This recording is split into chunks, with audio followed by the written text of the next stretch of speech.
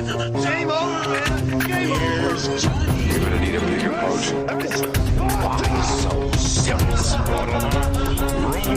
I am Iron Man. This is a tasty burger. Welcome to the InSession Film Podcast. Welcome to the new podcast presented by the female film critics of InSession Film. We are speaking, we love movies, we are women in session. We are going to be very cliche women in session this week. Everyone is feeling the February Valentine love, and we are going to talk about romantic comedies. I'm Kristin Battestella at Therefore Review. I don't like romantic comedies, but Amy Thomason, our in-session film critic, who's also our drama teacher, has a few things to say about rom-coms. And Zita Short of the 300 Passions podcast is here. We're going to break this down a little bit. Some of our gals are going to be here next week too. We're going to start with talking about some classic romantic comedies because I could tolerate those a little more, I think. We were being very cliche saying, what can we watch? You know, what's on the list of the big romantic movies? Then we also started talking about what we're going to give up for Lent. So are we going to celebrate Mardi Gras? Going to go loose with our beads? A lot of things are happening right now. So we want to back it up and talk about some crazy movies. Zita, you haven't been here with us for a little while. I want to back it up because you have written a lot at InSession Film for the AFI 100 Years, 100 Passions list, of course. And when I said, pillow talk stuff, if we break it down classic, but then we keep going further back down into the 1930s. So how did you get into all these 30s rom-com love? Well, I think it's the heyday of the genre. And for every genre, I think you can point to a certain decade in which it was at the height of its popularity. And I do think that the 30s studio system in Hollywood was a really fertile ground for this genre. And I think the fact that their system was structured to pump out so many relatively short, mid-budget films that were very quickly thrown together, but they had these incredible stars like Claudette Colbert and Joel McRae and Carol Lombard and Veronica Lake and Frederick March.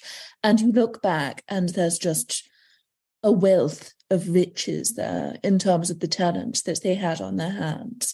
And so you have these incredible directors like Ernst Lubitsch making one or two films a year. And you just think people did not know how good they had it, because a lot of these films were seen as programmers at the time. And with the exception of something like It Happened One Night, which became a cultural phenomenon and received a bunch of Oscar nominations, these were seen as decent commercial hits. I don't think that a lot of critics thought that these films would have the sort of longevity that they have today, where people are still watching them, we still appreciate them. And I think it's easier looking back to see just how skilled the individuals who wrote these films were. And I know that one of Kristin's biggest bones to pick with this genre is that, it's so formulaic, they never really step outside the lines. There's not a whole lot of taboo busting that goes on, and they're not terribly subversive in comparison to, say, thrillers or horror films, which we tend to talk about in terms of how they tackle social issues. But one of the things that you notice with these 30s movies is that they are relatively progressive for the time, and it can be something of a shock to watch, say, Jewel Robbery, which is a really fun William Powell, Kay Francis rom-com where he's a bank robber, and in the opening scene he hands out joints to all of the people that he's holding up in the bank. And I just thought, you would, even today, you probably wouldn't see that. Being a stoner is still oddly stigmatized in society.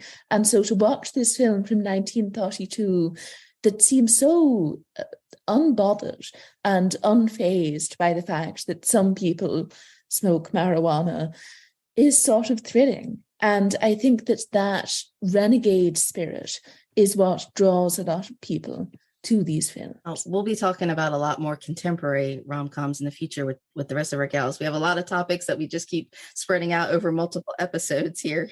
But yes, I don't like modern film rom-coms because they are so cliche and formulaic.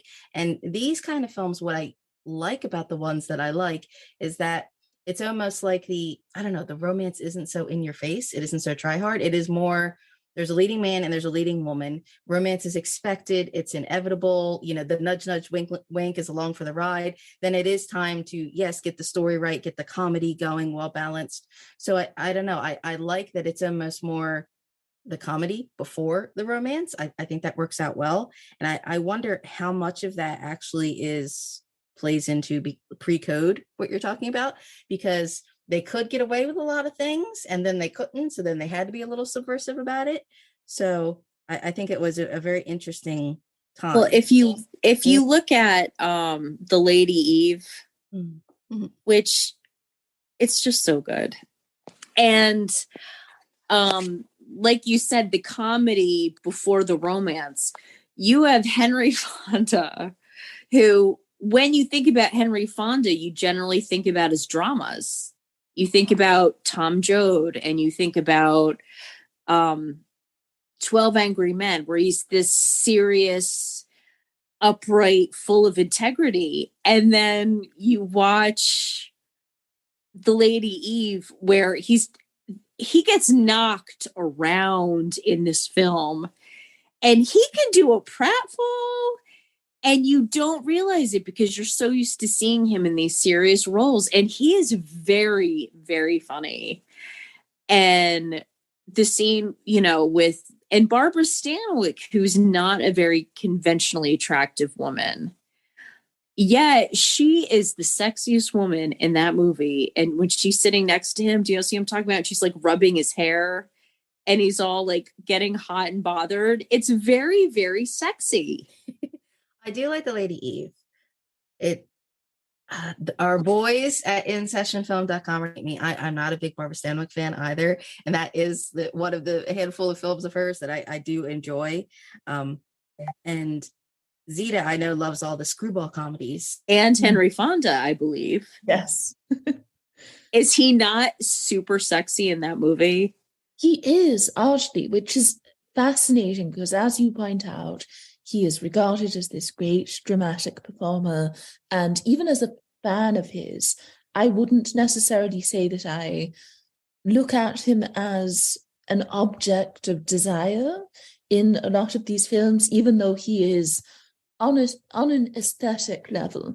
I can appreciate that he's handsome. But in that movie, he really does turn it on, you could say. And he and Stanwyck are just dynamite together. You wrote about The Lady Eve, Zita, for InSession Film as well.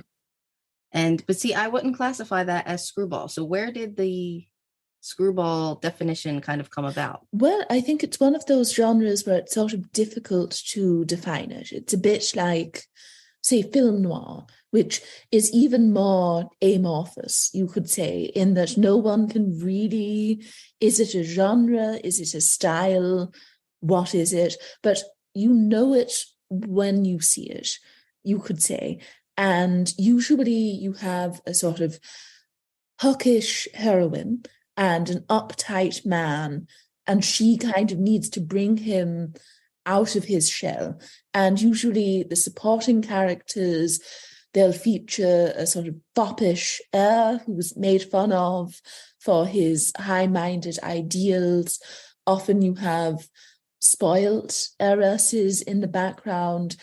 It's just, there's a lot of class commentary woven into a lot of them. And I think there's something fascinating about the fact that most of them don't really exist in the real world. And I know you could say that about most romantic comedies, but I think that these films, more than the others, really play into the fact that it's a fantasy of sorts. And this high life that these wealthy, glamorous individuals lead is very much artificial in a way, and that's almost more seductive than what you get now, where there seems to be a certain amount of guilt on the part of filmmakers when they tell stories about rich people, and they kind of invite you to ogle them and lust after their lifestyle, but then they chastise you for wanting that. And I think that these films manage to more deftly handle that contradiction, where they mock wealthy people and their attitudes, and they definitely reflect the social attitudes that were popular during the Depression, but at the same time, they are unapologetic escapism, and they do have that touch of wit and sophistication that I think you can celebrate. It's not just that the clothing looks fantastic and clearly they splashed out a whole lot of money on these sets. The dialogue really does sell you on the idea that these characters are intelligent, well-read individuals who have the lovable eccentricities, and that really does endear you to them. Now, how much of that, though, is the casting? Because we have a lot of the same people repeating. Katharine Hepburn is in a lot. Amy loves Henry Fonda. Jimmy Stewart and Cary Grant. Is it Amy? Is it just the men? Well, I really think it's the women. The men are, first of all, handsome, stylish, sexy. But the women are so razor sharp. And that, I think, is really, really what sells it. If you look at His Girl Friday with my girl Rosalind Russell and what she can do, and it's not just, the romance between her and Cary Grant, especially since it's a remake of a film where her character was a male character. But he loves her for her mind, and she's, whipping this heavy typewriter around, and she's talking on the phone and talking to him over her shoulder, and there's someone at the door. And how these actresses were able to pull something like that off. I just remember, do we know what scene I'm talking about in His Girl Friday? She's calling him a baboon, and she's on the phone, and there's someone at the door, and she's having like 15 conversations at once. And I just remember thinking, how did they do this? Not just the dialogue, but the amount of stage business that's also going on.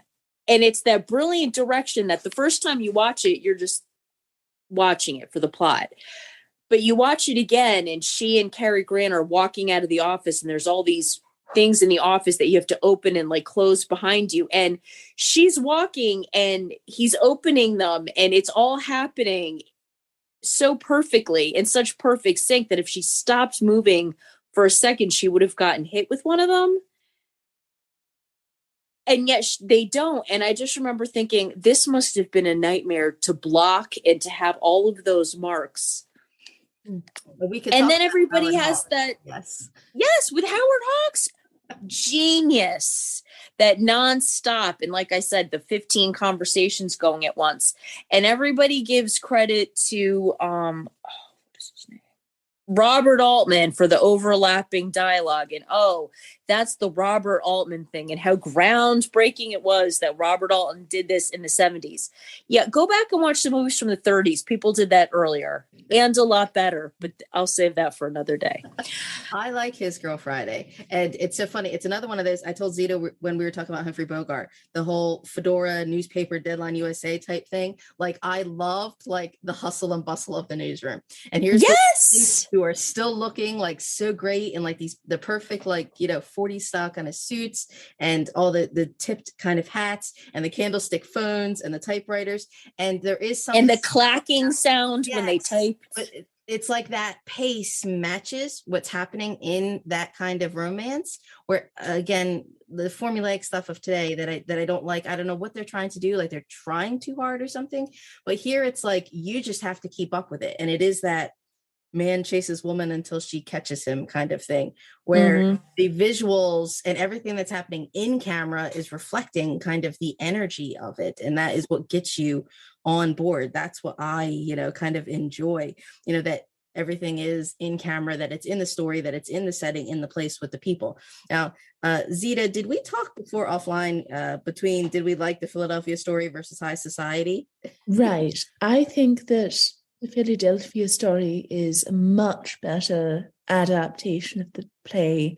High Society has the potential to be a great movie, almost, I would argue. And the execution is all off. It starts really well. You think, oh my goodness, Louis Armstrong is performing a song. Great. He's going to be here throughout the film. That is not the case. He performs one song and then promptly disappears. And then you're stuck with Grace Kelly, Bing Crosby, and Frank Sinatra, who is not trying, looks so bored throughout the film, is not even trying to hide the fact that he does not want to be there. And it's just bizarre casting. I can sort of get why they thought, oh, Grace Kelly, she's this wealthy Philadelphia, I think. Literally a wealthy Philadelphia society girl. She's basically Tracy Lord in real life. And yet Katharine Hepburn's portrayal of that character has left such a deep impact. And I also feel as though the dialogue in the play was sort of written to suit Hepburn's very specific speech pattern. And so you have Grace Kelly, whom I love and adore and do think is a very fine actress in specific contexts. But she's not a screwball comedian. She just doesn't have the timing. And so you get this oddly tepid reenactment of the Philadelphia Story in beautiful Technicolor, but it's not funny. And that's a problem with a lot of those 50s movies. It just feels as though actors forgot how to be funny. When you had Claudette Colbert, she was a comedian in addition to having dramatic training. And I wonder, is it like musicals where they just thought, well, this person, they're a big actor, they're very attractive, surely we can give them a couple of days of training and all of a sudden they'll be the Carole Lombard of their generation. And it's just not that easy. And so that movie, it just falls flat in my eyes. I would definitely watch it if I was staying at a hotel and it came on television. It's not bad in a way. It's very watchable, but you can't help but compare it to a far superior film. Because you've both brought up interesting points, because Amy, you were talking about remakes already being done. Here was 1940 and what was that, 53 being remade, and how, Zita, you said the studio system was ripe for this kind of storytelling. So I wouldn't, as a dismay adversary, I wouldn't say that these are formulaic, but it seems like they already are retelling the same stories, and we can see when it's done good and it's done right, and we can see when it misfires. Sorry, Amy. Well, yeah, I mean, and the way that remakes are the best are when you can actually make something better and completely different, taking the front page from the early part of the 30s and turning it into His Girl Friday. You've made it a completely new animal, and it still works because it's not just about the love. It's more like he admires her and respects her. And I think that is what is missing in a lot of romantic comedies now, because it's so much schmaltz and not just like, wow, this woman's awesome. Because Hildy, as played by Rosalind Russell, is amazing. And I love the Howard Hawks woman. She's a very modern woman. And but with the Philadelphia Story, again, we think of Katharine Hepburn now, I think a lot of people do, at least for her, again, her dramatic work. But we forget that she's also masterful and she knows what comedic roles to take because she's great in bringing a baby. Speaking of the uptight science-y and the ditzy heiress. But she plays all these roles with such intelligence. And because we're talking about, I need to say it, people need to stop hating on Jimmy Stewart for winning his Oscar for the Philadelphia Story. I agree. Henry Fonda definitely deserved it. But people act like it was this, oh my God, how could Jimmy Stewart win for a Philadelphia Story? Jimmy Stewart is amazing in the Philadelphia Story. And I think not only did they both have good chemistry with Katharine Hepburn, they had great chemistry. The two men had great chemistry. That scene where Jimmy Stewart is drunk and he goes to Cary Grant and he's doing the whole C.K. Dexter, hey, man. That scene is one of the best scenes in film. And I think Jimmy Stewart deserves a lot more love because he is hysterical. We have an article. And that's my favorite scene in the movie is with him and Cary Grant. In defense of Jimmy Stewart in the Philadelphia Story, is that going to be your next article? Zita, yes! Stop hating, haters. He's very good in that movie. Hey, I'm the hater of the episode here. Hold on a minute. Zita has written a lot about the 100 Passions list, and you have your 300 Passions podcast because you wrote about the Philadelphia Story and bringing up Baby at InSession. Right, yes. And I think one of the notable things about bringing up Baby is that in my eyes, and I'm sure a lot of people express this view on romantic comedies, I see it as a comedy instead of being a rom-com, just because my investment in their courtship is very limited. I don't necessarily believe at the end of that film that Cary Grant and Katharine Hepburn are attracted to one another, and that's not really a problem for me. For me, the primary pleasure that I get out of watching that film is Katharine Hepburn's characterization of Susan. And it's one of her best roles. It allowed her to display her range.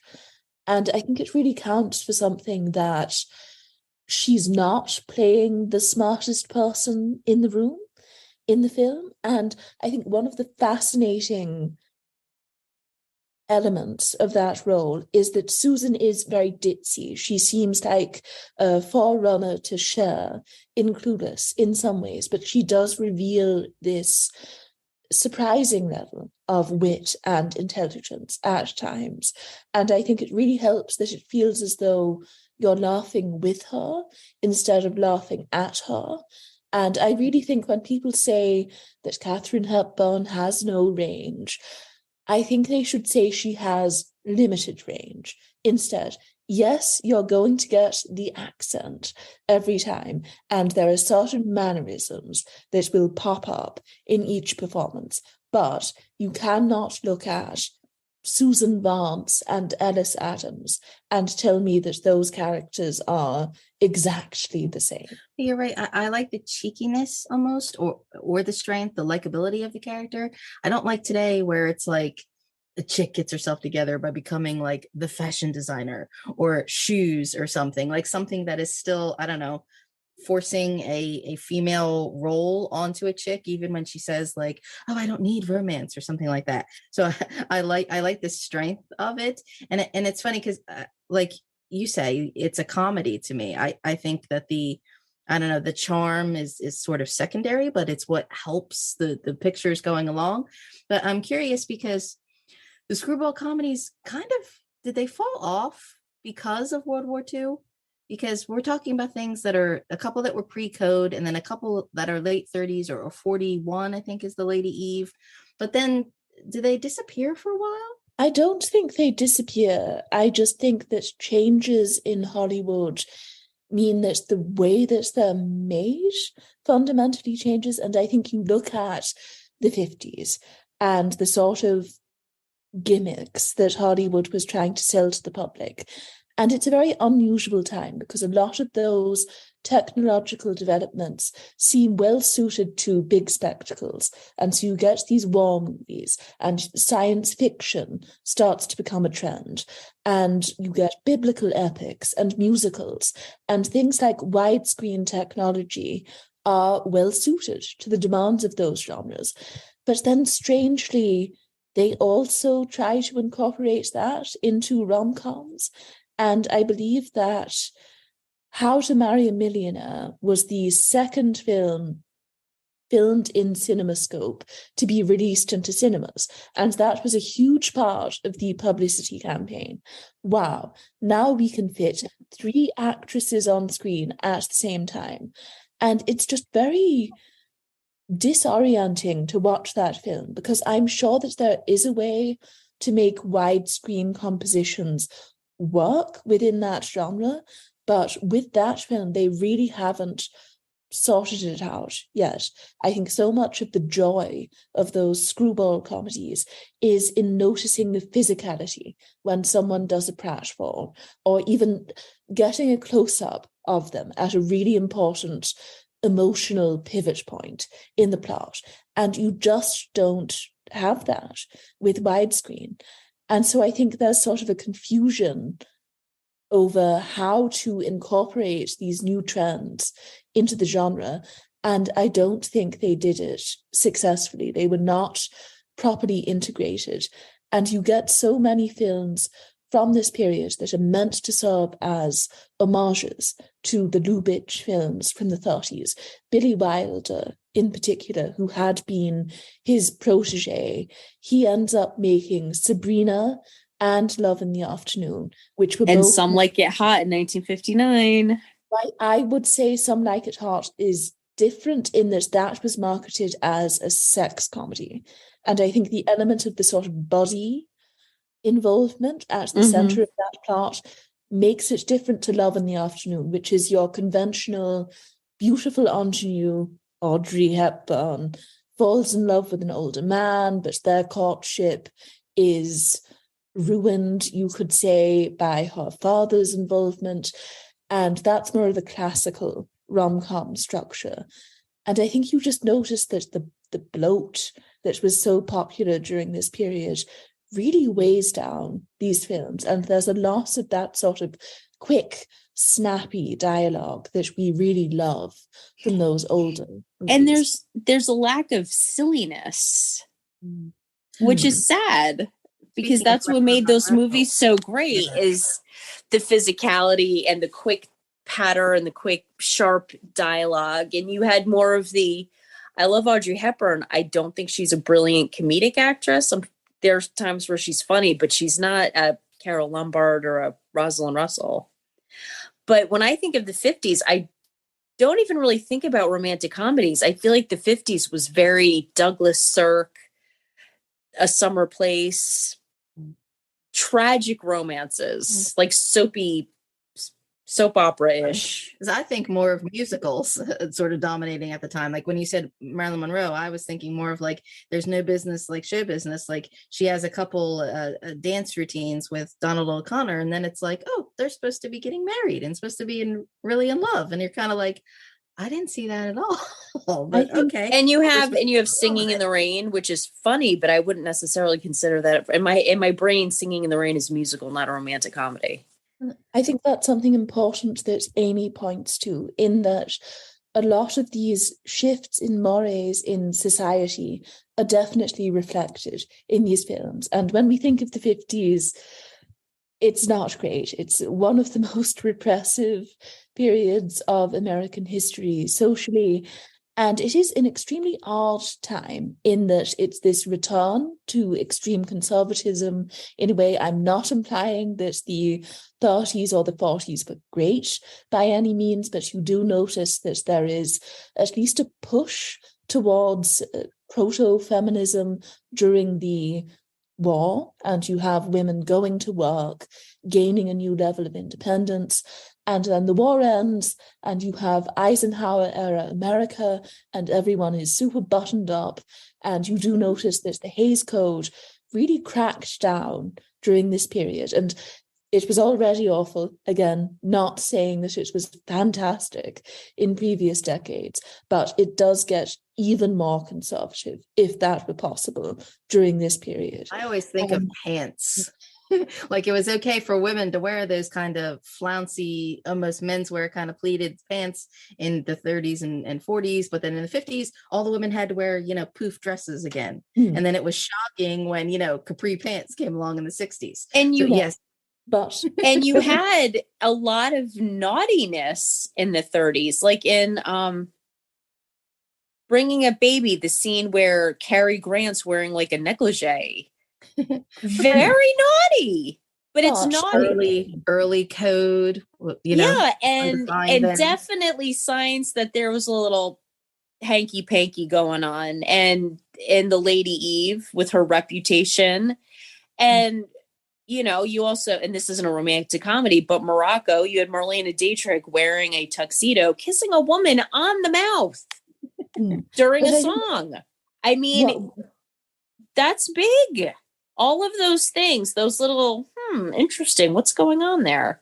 And in the 1950s, you have those soapy dramas where if you had sex, you were punished. You go from the wink to, not being able to say what's really wrong with Paul Newman and Cat on a Hot Tin Roof. Yes, and I think that's my big source of frustration with these 50s movies, in that one of the most irritating things about movies from that period is that it is very clear that was one of the points in time when almost everybody was sex obsessed, even though it was one of the most puritanical periods in American history. And so you get these very odd films that are incredibly tame, incredibly chaste, barely show you anything, and yet they had these incredibly salacious marketing campaigns at the time and made millions of dollars because teenage girls thought that they were going to get to see a shirtless man on screen for the first time. There's a reason why William Holden in all of his movies in the 50s is shirtless at some point. That's I think one of the though. I mean, because it was like the Victorian era was more pornographic material was written at any other time, but yet it was like an ankle, OMG. Yes, but I think the frustrating thing about these films, again, is that they don't go there. There's not much of a willingness to actually, they tease you for 2 hours and then the payoff is just so disappointing. And it's also sort of funny, now I'm sure you find this, to watch these movies. They take sex so seriously. And I understand it sort of has to be taken seriously on some level. It results in pregnancy. People can get sexually transmitted diseases.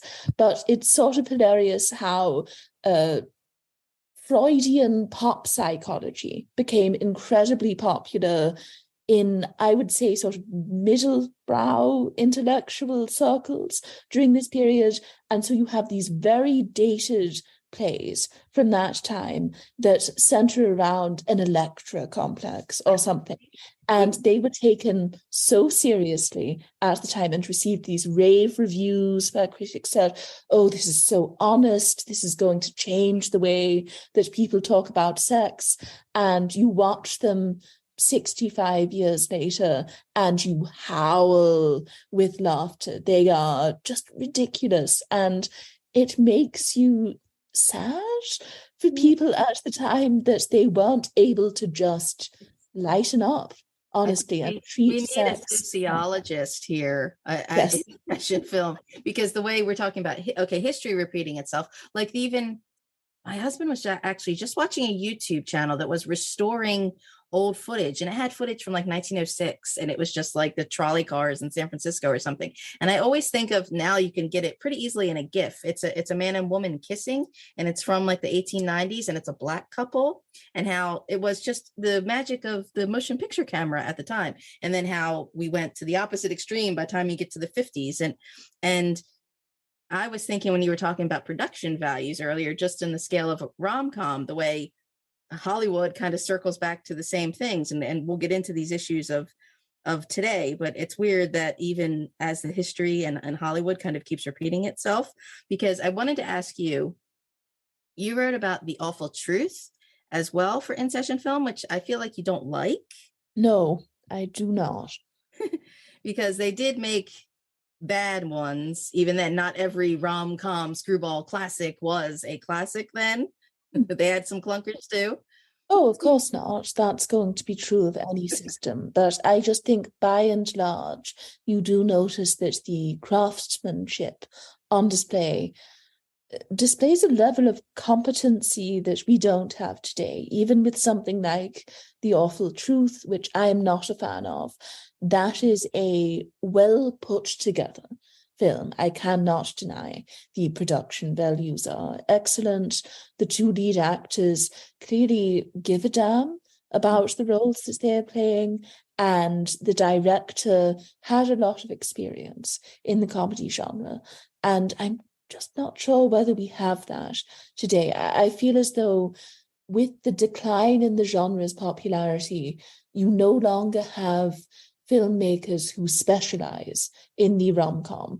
And in the 30s, that wasn't true. You had your Le Carvers and your Lysons and these filmmakers who were practiced in the art of whipping one of these films up in a couple of months. They had that pace, that rhythm that I was talking about that matches the typewriter kind of clickety clack. Because you had also said when we started, we said, well, how are we narrowing this down? Are we picking top threes by decades? And you said Pygmalion. And I wrote it down. And then my first reaction was like, oh, wait, which one does she mean? Even though I'm like, okay, I know she has to mean Leslie Howard, but yeah, because if we're talking about remakes and things repeating themselves and going different ways, Pygmalion's a big one. I feel like everybody's still trying to rewrite Pygmalion. Yet, I sure don't see that as a romance. Yeah. That is not a. And this is why I have such strong opinions about My Fair Lady. If you read the play by George Bernard Shaw, which I have, that is not supposed to be a romantic comedy. These two people are not in love with each other. It is about social class and all that stuff, but they're not deep down, like in love with each other, and they don't end up together. But my contention would be, and this is a controversial take, but the original ending to Shaw's play doesn't really work in my eyes. I don't think it's entirely successful. I think it's one of the greatest plays ever written. I adore it. I think that the early going is wonderful, and I can just overlook the ending. To me, it feels unresolved. And for as controversial as the ending to the 1938 film is, in that it sort of implies that there is this bond between them that will go on, I think it's a more successful wrap-up to the story than what you get on stage. And to me, it seems like he has this terrific social commentary. He's written these characters who are so memorable, so punchy, so believable in many ways, and he doesn't quite know where to go with them. Again, I'll be shouted down for this. It's a blasphemous opinion, but I think it's possible for a film adaptation of it to be both a screwball comedy, which I think it is. You look at the scene where he's teaching her elocution and forces her to swallow, I believe it's a marble, and then encourages her to keep going. That is classic screwball. I think it's possible for it to do both things at once. It's still a lacerating social commentary, but it can also have a bit of fun on the side. And the moment where Eliza feels as though she no longer has any social class to identify with and cannot or can no longer return to being a lower class flower girl because of her education, but also remains aware of the fact that she will never fully ascend to being upper or middle class, is just devastating. But Hollywood keeps repeating that same story. Great as the story as it is, though, I mean, she's all that, or like Shakespeare, when you talk about like Clueless or 10 Things I Hate About You, or they're all just the taming of the shrew. Like, we keep repeating these stories to add our own spins for each generation. And then I feel that's where it stops becoming, here's a great story that has comedy, that has romance, that has charm. That's just become a formulaic, going through the motions, run of the mill, which I don't like. I understand it, though. I understand why the story of Pygmalion is timeless. And I do think there's this fascination, even if Amy says it's not a relationship that's romantic in nature, but this idea of having a mentor who in many ways is very cruel to you. But I do think that they develop a closeness over the course of the play. And then ultimately, of course, he betrays her in a way, or she comes to fully understand the scope of his classism, and he treats her horribly.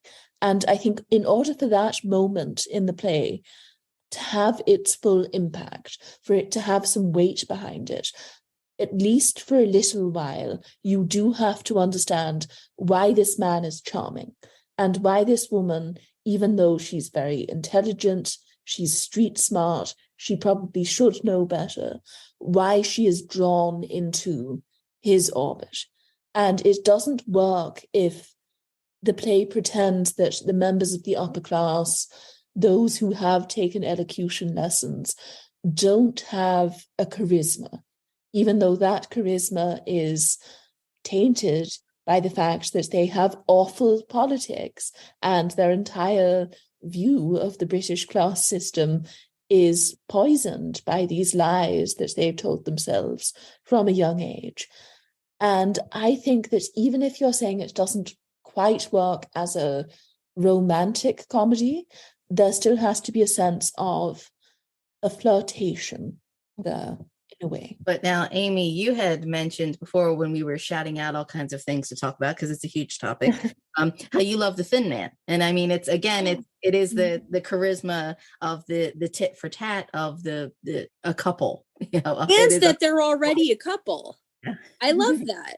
I love that we don't have to see, oh, they meet and they don't like each other, and then they fall in love against their better. It's not formulaic at all. It's just these two amazingly fabulous and sophisticated people, and it's pure escapism because we all want to be them. We're never going to be them. I'm never going to be sophisticated and drink martinis with William Powell. And shout out to William Powell. I think he needs to be remembered more than he is because he is so good in what he does in these movies. Do you just like the first one, or do you like them all? I really have only seen the first one, but from what I read, when they do those marathons on New Year's and TCM posted on Twitter, there's a lot of people who are like that's what they do. And they have that dog that's like awesome and cool. Who does I dare you. I dare anybody to watch that movie and not kind of want to be Nick and Nora Charles. Well, that's what I mean. The charm is already there, so it's like, well, then the bumbling along of the mystery can take the forefront. Exactly. You know, and they're not fawning, but just the little facial expressions they make to each other. And again, the pratfall when she comes in and her entrance is this beautiful, elegant woman and she falls. Which it's interesting. Looking at the series now, I didn't realize that there was a break. Shadow of the Thin Man was 1941, and then The Thin Man Goes Home and Song of the Thin Man were 45 and 47. So even they kind of had a wartime break, which is kind of strange. Zita, do they still hold up? Oh, absolutely. Just wonderful movies. I think the first one is as close to perfect as a film could get. They have world-beating chemistry, and you can see why they teamed up on so many occasions. I think it's really easy to just feel affection for them as a couple. They're very sexy, and they definitely serve as a positive representation of the looser sexual mores of that era. And it's odd to say this, in part because for so long, marriage was really being sold to the American public as this institution that you had to take part in. But it's difficult to find films from that period that really present marriage as something that is fun instead of just being a fact of life. And it's really nice in a way that you have this movie that suggests that your life hasn't ended once you put a ring on your finger, and you still Exactly. you can still get to go out and party. Or young single folk. Yeah, it's like marriage goals. Like, guess what? And Zita, what's your opinion on William Powell? Are you a fan, not a fan? Oh, he's great. He's definitely one of the icons of the genre. He has such a unique way of stringing sentences together. It's sort of, well, they're different, but when you think of someone like Christopher Walken, where he has this immediately identifiable speech pattern, it's so different to anyone else. And in being urbane and eloquent, you really can't go wrong with William Powell. And maybe this is mean, but I wouldn't necessarily say that I'm physically attracted to him. He's all right. No, I know what you mean. You don't go, oh my God, what a... He's dashing. He's dashing, but he's not like a young Henry Fonda where you're like, wow. No, he's a thinking woman's sex symbol, you could say. But I'm curious, though, Zita, in your 100 Passions list that you were doing at In Session, The Thin Man is not on the list? Well, what I would say about it is that I think Amy has justified it quite well. It sort of counts as a romantic comedy, but I do think that their interactions do make up a small part of that film, and it's generally thought of as a mystery. Oh, he's a detective, he's investigating this. So I can understand why they might not count it as an official romantic comedy. Because you also wanted to talk about The More the Merrier, which I'm looking at this now. I did not realize that Walk Don't Run is a remake of The More the Merrier. I find it fascinating, though, that as I think Cary Grant has a lot of range, but I like how we go from, the Philadelphia Story, Bringing Up Baby, to, I like things like Indiscreet, where it was like he was still the suave kind of romantic man even into the 60s. But tell me about The More the Merrier. So The More the Merrier, sort of an incredible example of the genre managing to progress in the same way that The Thin Man feels very of the 30s. The More the Merrier feels very of the 40s, but in a good way. It has this relaxed, unhurried pace that you don't necessarily associate with rom-coms, but it still has the plot of a farce, and it basically plays out as a character drama. You really get to settle in with these three principal leads, and you get to know Connie and Joe, the heroes of the film, in a way which isn't necessarily what you expect with one of these movies, where these comic creations don't necessarily feel like fully rounded human beings in a lot of cases. And this movie is a bit more grounded in that way, for as much as it's full of zany, unexpected humor. And the most iconic scene from the film is the first kiss between Connie and Joe, played by Jean Arthur and Joel McCrea.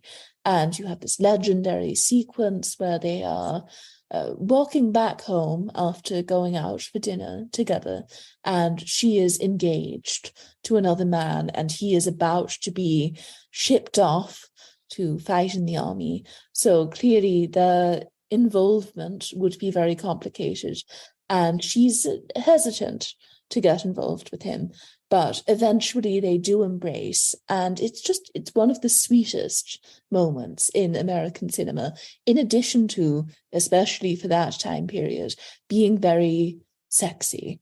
And at that time, they had the rule where I think you weren't allowed to kiss for longer than 3 seconds. And so you have a lot of directors who were forced to work around that. And you have the famous kiss scene in Notorious. But it did prove to be an obstacle for a lot of filmmakers. And when we talk about 50s kisses in particular, you do notice that it's very harsh. People sort of smack their lips against one another, and you think, oh God, are they trying to eat each other's faces off? It's passion is completely understandable, but I just feel as though the fact that they couldn't present nudity on screen or kiss for longer than 3 seconds does mean that it comes across as sort of violent. It's like watching kids beat one another up in the schoolyard. And it's not terribly romantic in hindsight. It's this is George Stevens directed, and we did talk about George Stevens in A Place in the Sun in one of our previous episodes. But looking back at his filmography, he did a couple of the Astaire and Rogers, some other, like you said, the way the directors know the rhythms. So yeah, he's on the vibe for the 30s and 40s. And to me, the 50s kisses are like gigantic bear hugs or something, where it's like people having contact and just being like swallowing each other up, like in some kind of like wrestling kind of maneuver, because they can't just kiss, which to me in some ways seems kind of more goofy than if they could just have like a quick little peck on the lips. But I don't know. Because we talk about these changes that happen in the 50s, and shout out to Erica Richards, E-Rock Reviews, because she immediately was like, oh my God, Roman Holiday, The Apartment, yes. And Zita wrote about Breakfast at Tiffany's. We start getting a lot of changes to some films that are trying to do something different here in this era, which again, when I look at them, I would not call The Apartment a romantic comedy, because there's just some heavy stuff in it. So I like that some of these go by different genres, but you brought up a good point. You actually said the word farce, where, I don't know, today I feel like everything feels so forced in that same kind of 50s passion. Like it's supposed to be so unrealistic when there's something preposterous that happens, or some kind of goofy, ridiculous comedy, like in public kind of thing that would be so horrible and so shocking. But yet that kind of, I don't know, the farce, the wink of it is what's lost. I don't know. I think with The Apartment, it's romantic and it's a comedy. I don't connect the two, because the funny parts of The Apartment that I think are the parts where it's the men at the office and the bit about getting the key to go to the apartment. So for me, the funniest line in the movie is at the beginning, when it's the first, I think it's Mr. Dobish is leaving with his girlfriend or with his mistress, excuse me. Mm-hmm. And she's really ditzy. And he said, okay, I'll get you, here's subway money or whatever. And she's like, no, I'm going to take a cab. And he's like, fine, where do you live? And she's like, oh, I live in the Bronx. And he said, man, why do you dames all got to live in the Bronx? And she says, dames, you mean you bring other women here? And he said, certainly not. I'm a happily married man. That is where the humor comes in, is that these men are awful, and their treatment and their blatant disrespect for women. It's almost satirizing it, though, because you know that you don't root for these men because they're terrible, but that they're so clueless and so heartless. Like, you dames got to live in the Bronx. What? Oh, no. Yeah, no, I'm totally married to my wife. And you're laughing at it, and you're not laughing at the treatment of women. You're laughing at these men who are just so clueless. And, the making out, and the want us to take the girl to like a car or whatever so he can have his affair with her.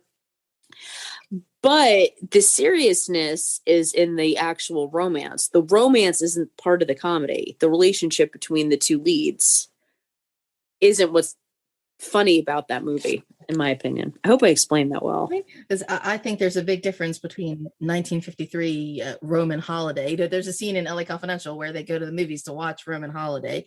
That kind of, I don't know, early 50s kind of ignorance is bliss, chasteness or something. There's a big difference between 1953 and the 1960 where, okay, are we going to talk about a serious, relationship with issues in the apartment? Zita? Yes, you definitely notice the change. And I would also argue that the apartment was probably pitched to a very different audience. I imagine that you had a lot of young girls going to see Roman Holiday. And I think that The Apartment was sort of seen as a movie for adults in its time. Oh, so, completely. Yes. I seriously doubt that 12-year-old girls were watching it when it first came out in theatres. And, okay, getting into Roman Holiday, you probably know how I feel about Audrey Hepburn. My contention with that film is that it's just not much of anything. It has the potential to be a fun travelogue movie about how beautiful Rome is and, oh, look at these antics that they get up to. It's not madcap enough for that to really work. It moves at too leisurely of a pace. Then it wants to be a sort of tragic romance about a woman who is trapped by her circumstances, but she gets this one day with the man that she loves, and she'll have to remember that for the rest of her miserable life as a princess. And so that doesn't really land either, because she and Gregory Peck don't really have it going on. Apparently they were good friends in real life, and I can believe that. They have the tepid chemistry of two people who hang out all the time but are not who admire and who really admire each other. They seem like they're there is a chemistry there, but it's a very warm friendship. Greatly esteem him. I greatly esteem him. Getting back to Kate Winslet, love of my life. Call me Kate. Roman Holiday for me is a very sweet movie. And who amongst us would not want to travel around Rome with circa 1950 Gregory Peck on a little Vespa scooter? I ask you, I am only human. Zita, not Zita.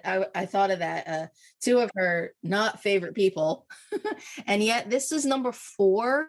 You wrote about this at InSession. Number 4 on the AFI 100 Passions list. That really surprises me. I don't think it should be high. There's warmth. There's no heat. Passion. I don't think it's passionate. No, it's very like, wow, here's this handsome, wonderful. And again, I'm not knocking it. Yeah. And I really feel, but if we're talking Audrey Hepburn and we're talking comedy, I bring you How to Steal a Million with Audrey Hepburn and Peter O'Toole, who is very, very good at slapstick comedy. Roman Holiday lovers here are not going to be a fan of Zita's. I'm not a big fan of Roman Holiday. It's a very sweet and charming movie, and everybody's going to want to shoot me for this. It's so popular that it was number. It baffles me that people are like, oh, clearly that's one of the best actress wins of all time. Really? Okay, I don't want to be bitchy here. I'm sure there are people who watch these movies. However, no, I do think there's this strange phenomenon with a lot of old Hollywood actresses, and I think it's really unfortunate and disrespectful to them, even if I'm not the biggest Audrey Hepburn fan.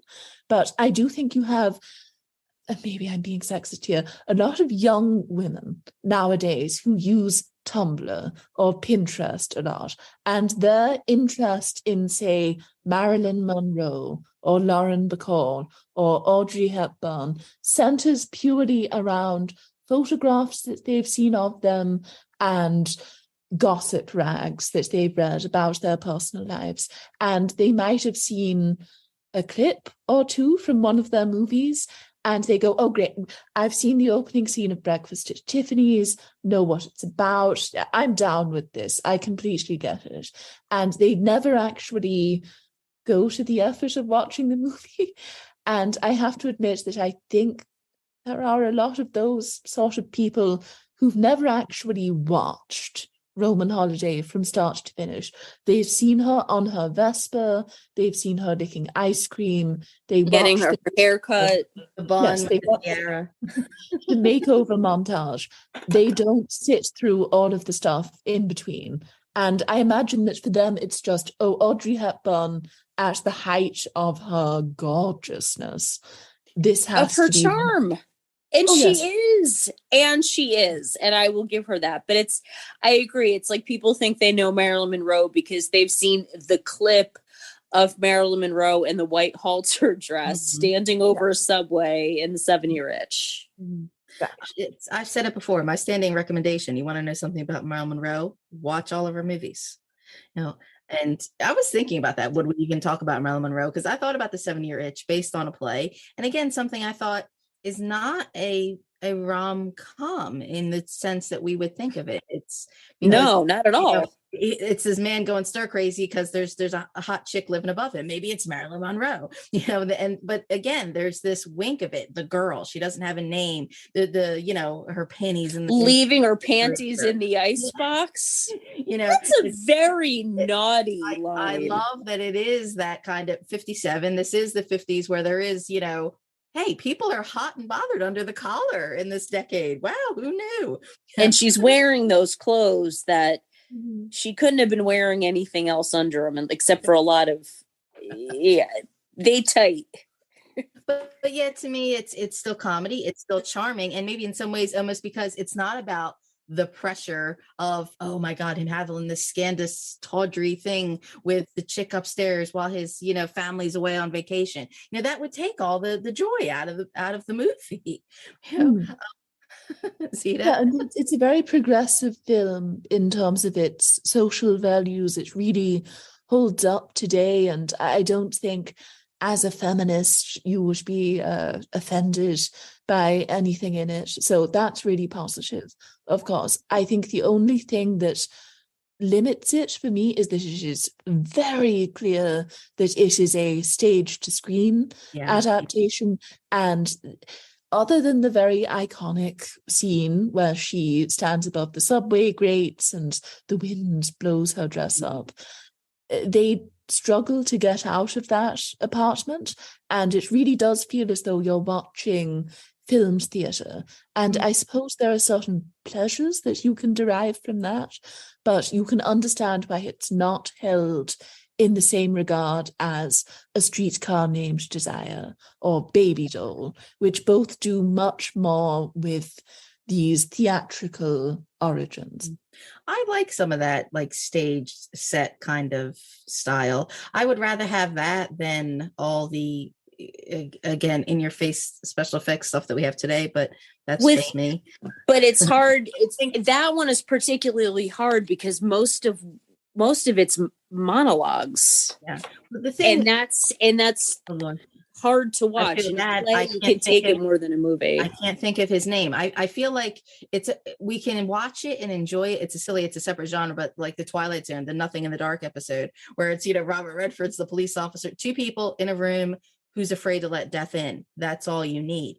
But because the people are more well balanced, that the storytelling can get on board, we are in for the charm, I guess, of it. But the 7-Year Itch, the actor was also in the stage production. Isn't it Tom Ewell? I feel bad. I can't think. I'm going to Google it.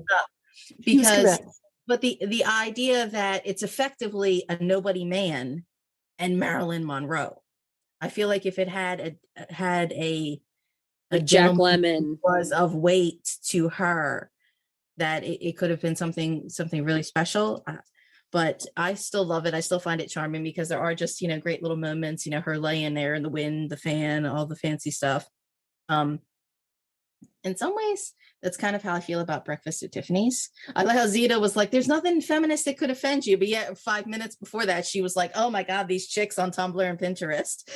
I thought I was going to be the anti-bitchy lady this week. No, I think it's going to be me. I love the costumes in that movie, and that's pretty much it. That's what I mean. I feel like people forget about George Papard because everybody's like, oh, Holly Golightly. Well, and here's, as you get older, of course, when I was 18, I had the stupid poster.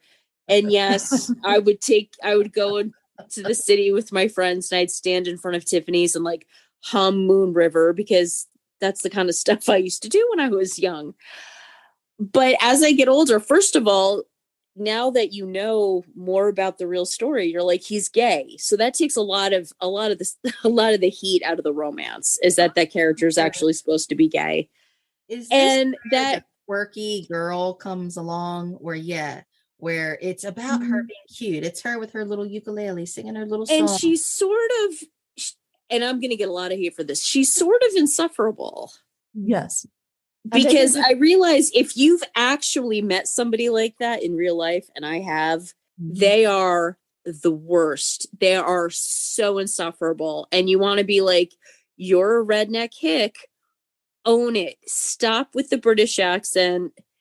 It's not charming. And it works because it's Audrey Hepburn. But in real life, people like that are insufferable. I don't feel so bad about this episode now. But the clothes are great and she looks amazing. But good Lord. Darling.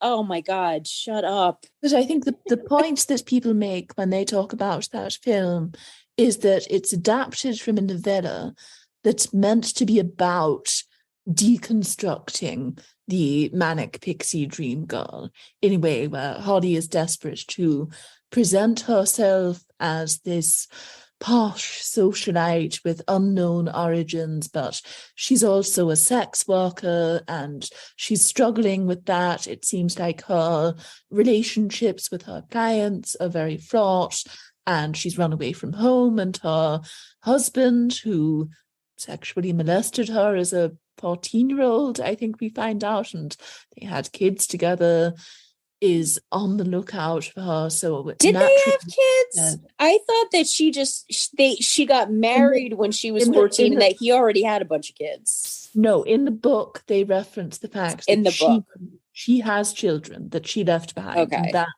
that's one of the sources of her trauma. And so the novella is meant to be this woman living in denial, slowly getting older, having to accept that she can't keep living this lifestyle, but her opportunities are limited because she's a woman and because she has this working class background. And it's meant to be a study of this cafe society milieu and of a society going through all of these social changes. And then the film adaptation really blunts a lot of those sharper edges. It can't seem to figure out what it wants to say about its heroine. The George Papard character is a complete nothing. He just gets turned into a handsome loaf of white bread that she can kiss at the end of the film.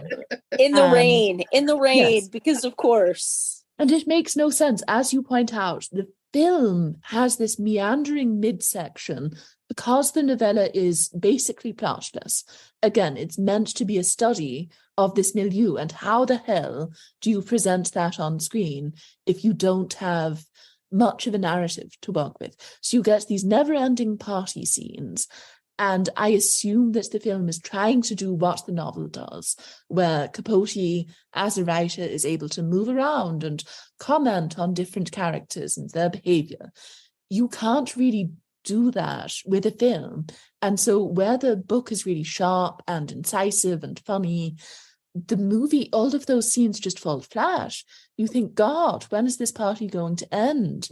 I want to stop hanging out with these people. When is something going to happen? She looks great, but I do not care about these people. And other than the scene where she performs Moon River, I think for me that is the high point in the film. That's the only scene to me that really conveys that character's heartache, her confusion over her future and her sense of regret over leaving, but also this sense of a woman who has had so much forced upon her and does deserve the right to make some decisions of her own. And that is the only scene that really hits hard for me. The rest of the movie is a mess. And I think part of the problem is that it was seen as really racy at the time, which is sort of shocking. Now, it was seen as a really confrontational film. It was commenting on a lot of issues that were sort of hot button topics at that moment. And I think one of its problems as a cultural artifact is that it came out in 1961. It still feels very much like a 50s movie. It's commenting on a lot of issues that were avant-garde and ahead of the time back in 1957. And then when you think of the 60s, in just a couple of years, this movie looks old hat. You get films where women appear naked on screen. You have these very openly immoral characters that almost dare you to root against them. And Holly Golightly, instead of being this challenging, abrasive anti-heroine, sort of looks like a weak tea version of, say, Jane Fonda in Clute. It doesn't compare.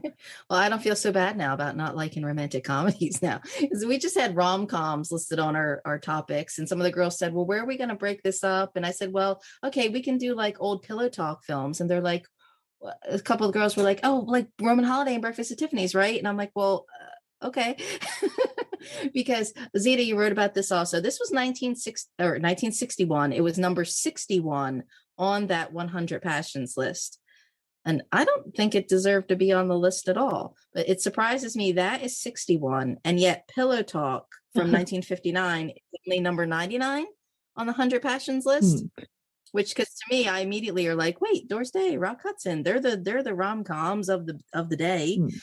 And I think it's another thing that you notice with the list. I would class Breakfast at Tiffany's as a chick flick instead of strictly being a romantic comedy.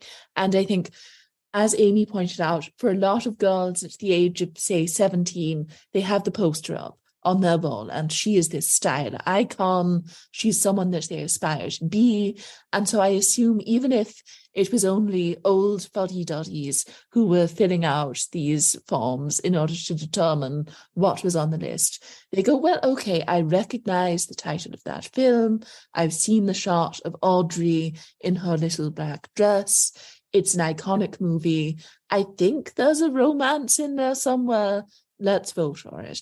And so it ends up on the list, not really deservedly. And again, there are a lot of movies that are very difficult to classify in terms of their genre. So I understand why you need some wiggle room, but it does end up seeming strange in context. And it's funny because I don't even really think it's that romantic. No. I mean, they have the kiss in the rain, but maybe, again, that I know the guy's supposed to be Truman Capote. That ruins it for me. And he's such a nothing character. Oh, yes. But Zita brought up a point. I mean, again, the changing of these times, this kind of chastity, like I had to look it up. I like Bell Book and Candle. I didn't realize it was 1958. And I said I like Indiscreet. And I think they're charming because I like the cast in them. But yet when I watch them, I'm kind of like, okay, Jimmy Stewart is way too old for this role. And even though Indiscreet is Ingrid Bergman and Cary Grant, you can't compare it to Notorious. So there's part of me that kind of, if I say Screwball or if I say like Pillow Talk, Rock Hudson, to me, that's classic rom-coms. And then I feel like they're gone. I said to you girls, like, is there anything worthwhile talking about in the 70s? Because even if we thought things had comedy or romance in the 70s, we just thought, I don't know, they're darker, they're bleaker. I don't know, there's more edge or cynicism. Well, and I would say Breakfast at Tiffany's has that cynicism because for me, the edgy part of that is the fact that he is a kept man by a rich woman. That's where I think the interesting, controversy comes from, that it's not a man taking care of a woman, and she's taking care of, and of course in the movie she's more of just like almost like a geisha, like she goes along on dates with men and she's cute and charming and then they give her money. but Hmm. which is I really also- watered down. But the fact that he is also getting taken care of by Patricia Neal, that's a little scandalous there. And I don't think the movie's that funny. I'm really ripping on this movie. Do you ever sometimes not realize how much you're not into a movie until you start podcasting about it? But it's not even funny. It's just, what is this movie? That's what I mean. Zita said chick flicks. Had we already gotten to that point by the time the 60s came along, that it was, here's teens watching TV and the whole audience kind of shifted. We're not going to make these movies that are just for women. We're going to make, the double features that we can do at the drive-in now for the teenagers, or then we're going to swing the opposite and make dark pictures. But they always had chick flicks, all the George Cukor women pictures, except those were Hello the Women, another razor sharp. Zita, what happened to romantic comedies? Well, I would argue that in the, let's say, post-Golden Age era, which we are going to discuss on our next episode, you definitely see an evolution.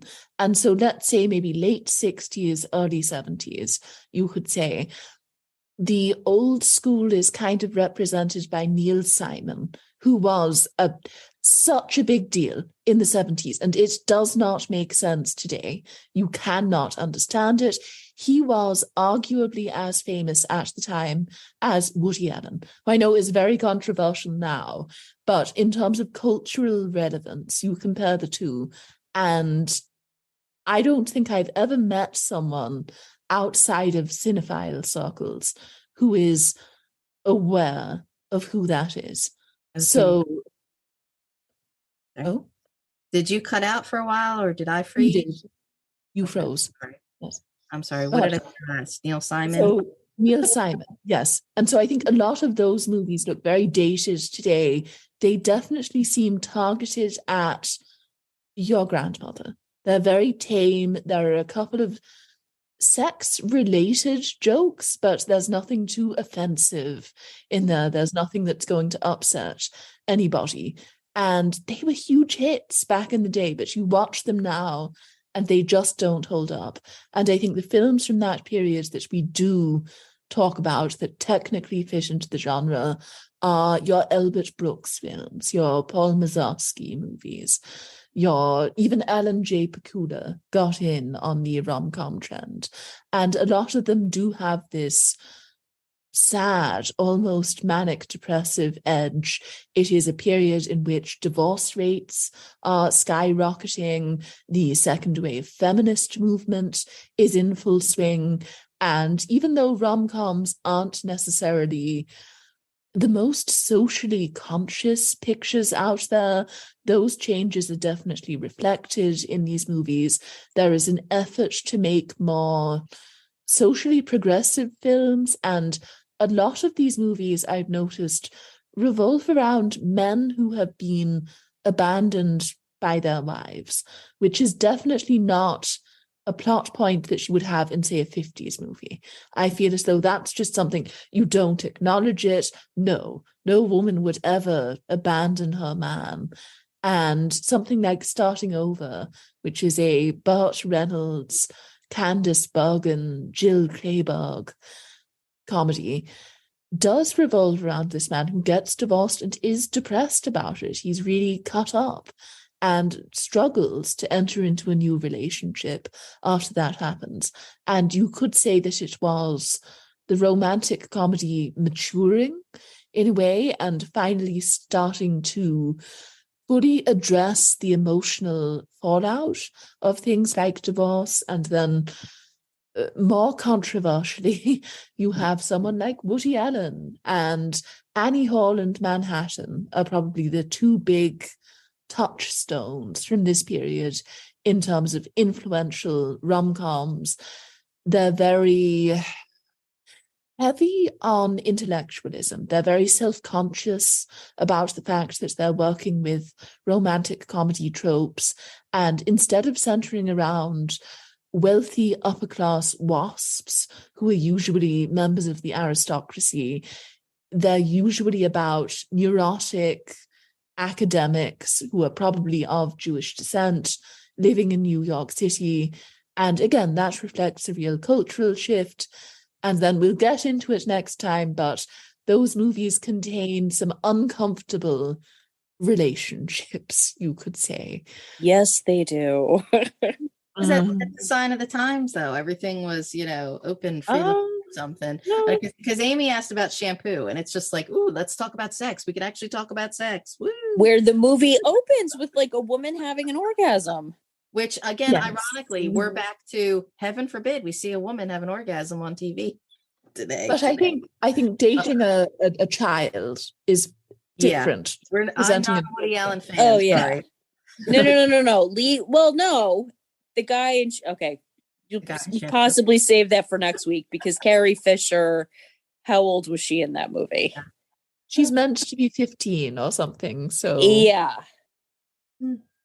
Then again, I think Shampoo is different in that character is meant to be portrayed in a negative Yeah, light. as he will So- sleep with everybody. Yes. And I don't mean to say anything.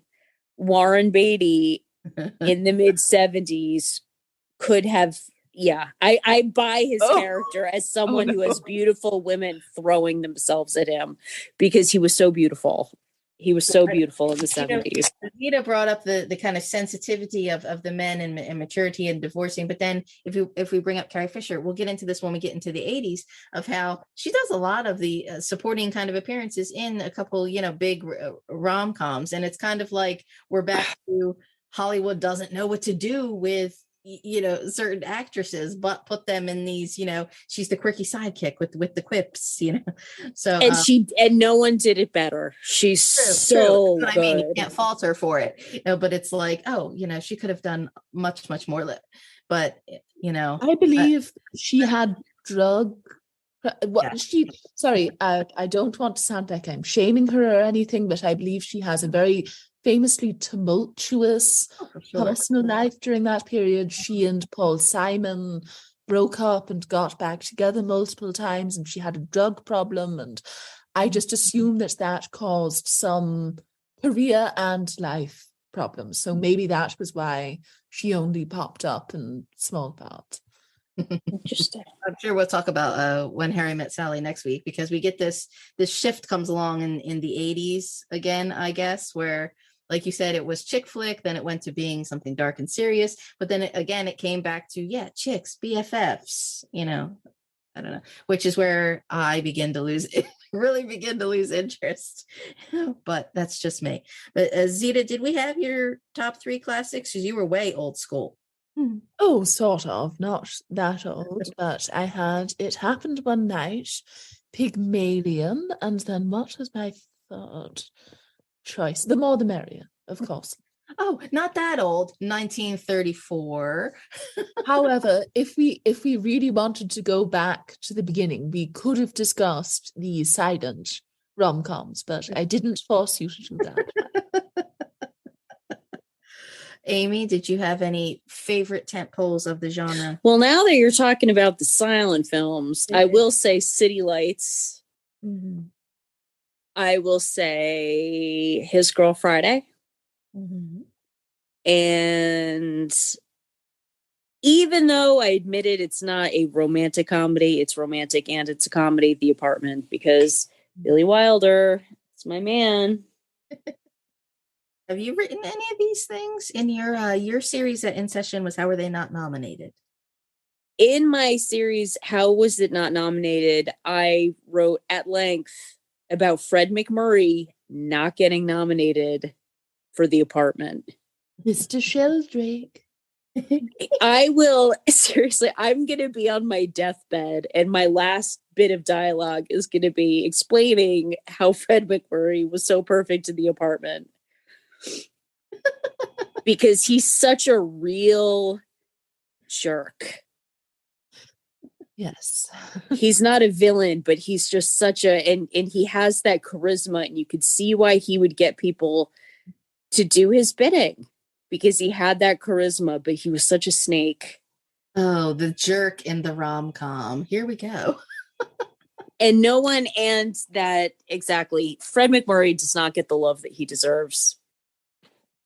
Another person we have to add to our list of topics to discuss. Amy, Fred McMurray - where's the love? no, you're supposed to be writing "We Love You, Amy Adams."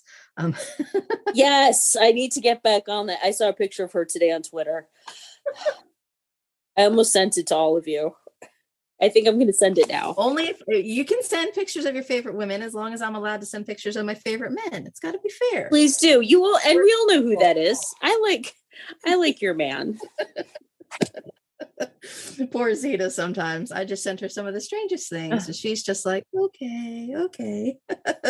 Zita is well versed in this topic. What are you talking about on the 300 Passions podcast now? Well, at the moment, I'm moving into talking about more of the silence, which can be difficult sometimes because I do think I'm not quite as well versed in that period of film history. But still, it's fun to sort of get into it, to open yourself up to new directors. And so I've been looking at more of King Vidor's early work with some guests. So that's been fun. Ooh, fancy. And you have written a lot about the 100 Passions list at InSessionFilm.com. So a lot of the films we discussed today, after all our ranting and raving and picking on the films, you can go read what Zita has written. You are at Zita_short and at 300 Passions podcast. Amy Thomason 300 Passions. At 300 Passions. Okay. Amy Thomason is A Thomason 11, because I think next week Amy Smith will be talking about all kinds of contemporary love, and she's all in the middle of Oscar fancy smancy stuff right now. I get so confused with all our Amy love happening here. I'm all Kristin, the Amy's. All the Amy's. Yes, my name is unique. I'm just Two Shot JR, okay? I'm at there for a review. InSessionFilm.com is where you can read all the things that we've written, and you can follow on the main podcast. Actually is on YouTube now as well, so you can see, hear, and read. Do you remember those records? Yes. Am I dating myself? See, no, hear, and they had the records. chimes. It would do chimes when you were supposed to turn the page. I know. I'm a woman of a certain age. It's okay. We're women of a certain age, and we are having Valentines here. Yes. Yeah, no, we're being totally cliche women, but it's okay. So InSessionFilm.com, you can see, hear, read on YouTube. You can follow on Patreon as well, or follow at InSessionFilm on Twitter. It's so nice when we get so many likes and shares. I dare say, if you have anything you'd like to say to us, any recommendations, you know, sometimes we like having the love, but we also like being in our own little bubble when we just start ranting and raving and talking about the films that we love and the films that we hate. This is supposed to be about love this week. Supposed to be about love. So thank you for listening, and we'll see you at the next Women in Session.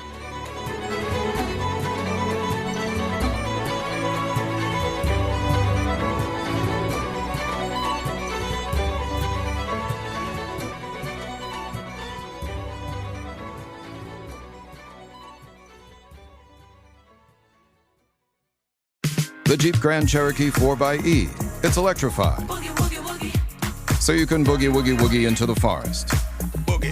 Boogie woogie woogie through the mud. Or boogie woogie woogie to work, where you boogie woogie woogie down the hall to your boss's office to tell him you quit. Sure got the boogie. Then you boogie woogie woogie to the elevator as he boogie woogie woogies after you, begging, please, take me with you. The electrified Jeep Grand Cherokee 4xE. Learn more at Jeep.com. Jeep is a registered trademark of FCA US LLC.